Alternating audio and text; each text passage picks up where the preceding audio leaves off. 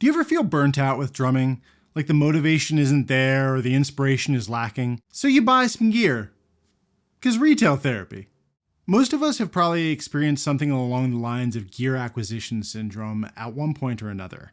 Even if only subconsciously, most of us drummers tend to think about getting gear as leveling up.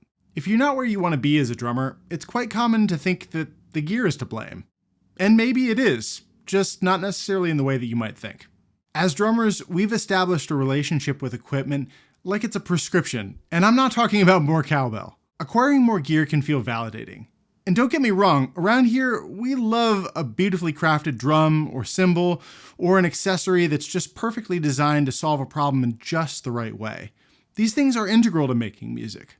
But the gear is not the music. The instruments we use are the tools to make the music, not the music itself. But there's a way around all of this that I wish I'd been guided through much earlier on in my musical career.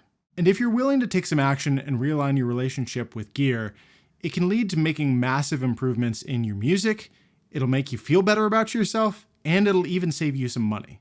Years back, I finally got over gear acquisition syndrome, and working on this channel actually had a lot to do with it. If you want to establish a healthier relationship with gear and be able to experience tangible benefits, stick around. I'm going to cover 4 simple practices that will make all the difference.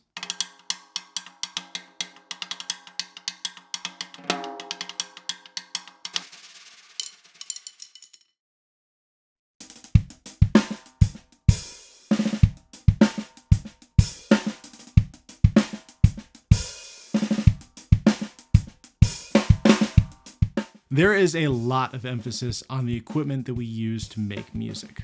Pressure to show off gear online, or maybe chasing down endorsements as a source of validation is quite common. We've normalized this as part of the process, but really it's getting in the way of the process.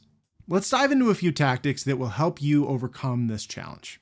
The first thing you need to do is assess what you've got. Take stock of all of the gear that you have and actually make a list. Write it down, type it up, whatever you need to do, but actually make the list. Don't just think about it. What haven't you used in the last few months? Are you likely to use it in the next few months? You may want to consider selling it or donating it to get it out of your life because it's just taking up space. And even if you have the space to take up, it can also occupy mental space that has a significant impact on how we play. Even if you are using the gear, are you using it simply because you have it or because it's part of your musical expression? In fact, a lot of us use gear just because that's the popular thing to use at a given time. It may be trendy, it may be something you spent a lot of money on, and you might feel like you have to justify its existence just by using it. I know this stuff can be a little painful to stare in the face, but it's a really important consideration to make because this is actually leading to a mental block that is making it difficult to make music.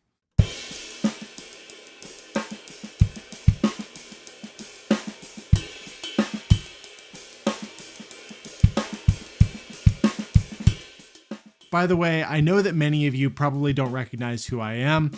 It's been a while since I've hosted one of these episodes. The vast majority of the time, I'm behind the cameras, handling all the logistics, doing the preparation, all the production, editing the episodes, and responding to comments and questions and DMs and all that stuff. I'm going to be hosting some more of these episodes in the future, and I'm really excited about it, and I hope you are too. One of the saddest things we can see is drummers who give the gear all the credit. Better drums will make better sounds, better cymbals will make better sounds, right? Not quite. Our growth as musicians has the least to do with acquiring gear. The greatest investment we can make is with our time, not our wallets.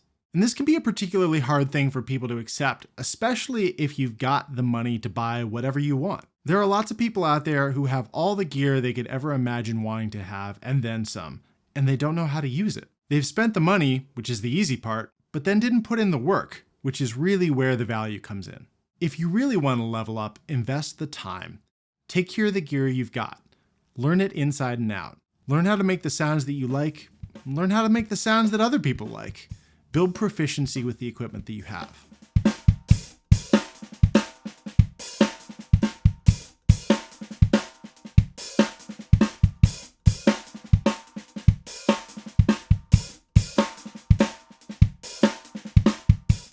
The next thing to do is to make the list, the wish list. What do you want for gear? What do you feel like you need? Now here's the key. You can't just go onto Instagram or TikTok and start looking at your favorite drummers and looking at their setups and listing out all of the gear that they have on their setup that you'd like to add to yours. From memory, think about the things that you really need. What's holding you back?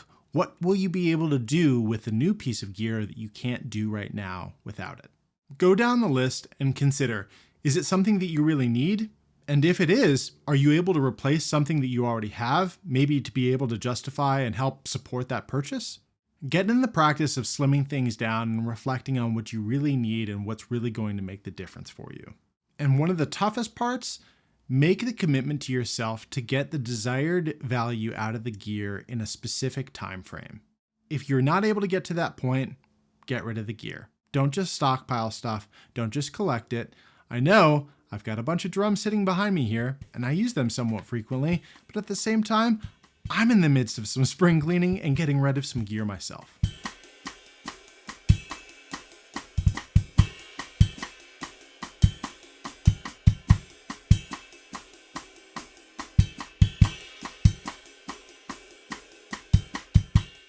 Holding yourself accountable is a huge part of all of this.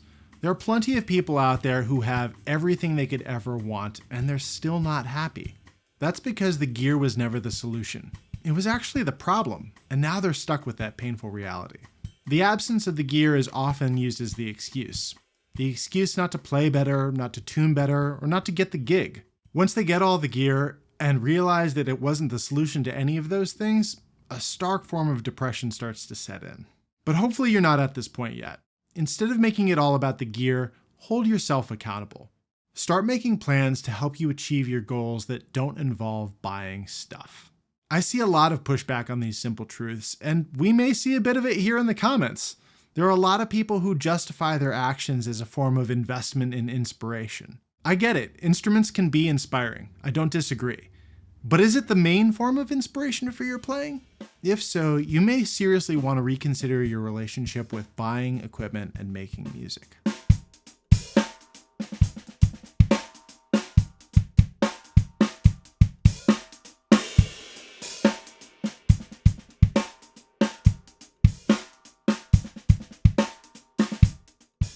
Just to recap, the first thing I recommend is taking stock of the gear you've got.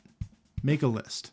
Then learn how to use all the things that you have. Go ahead and master that. Next, make a wish list and revise it. Cull it down. And lastly, hold yourself accountable rather than the gear for your success.